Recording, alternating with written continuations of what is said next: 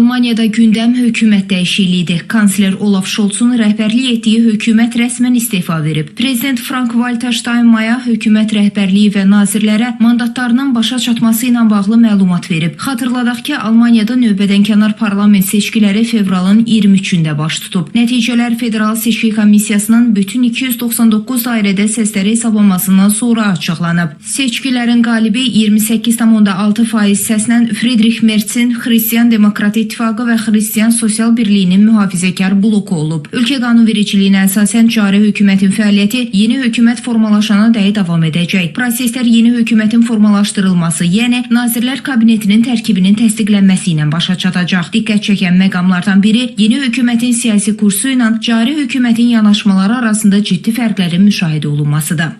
Трудно всегда предсказать, какие темы выйдут на первый план. Hansı mövzuların ön plana çıxacağını dəqiq proqnozlaşdırmaq həmişə çətindir. Düşünürəm ki, gözlənilməz dəyişikliklər baş verəcək. Məsələ vergi artımına dair debatlarda Xristian Demokratik və Xristian Sosial Birlikləri bu addıma qarşı çıxır. Lakin Sosial Demokrat Partiyası hələ də vergi artımının zəruri olduğunu irəli sürür. Bundan başqa sosial demokratların sərhədləri bağlamağa hazır olmaması və əksinə Almaniya miqrant axınının artırılmasını dəstəkləməsi də ictimaiyyətdə ciddi müzakirələrə səbəb olur. Bu səbəbdən həm siyasi düşərgənin, həm də digərinin tərəfdarları üçün gözlənilməz çətinliklər meydana çıxa bilər. Belə gedişat bütövlükdə Almaniya demokratiyası üçün mühüm nəticələr doğura bilər.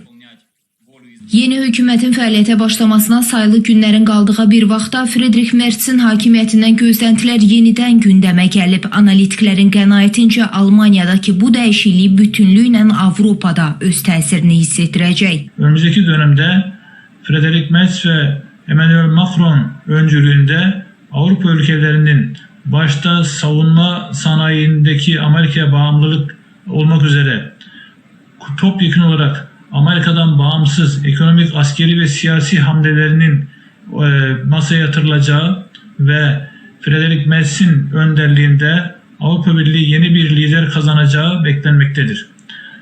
Bu sayede yeni dünya sisteminde Avrupa Birliği'nin lideri Friedrich Merz ve Emmanuel Macron'un birlikte hareket ederek bir dizi sorunları halletmeleri konusunda beklentiler çok büyük olduğu hatırdan çıxartılmamalıdır.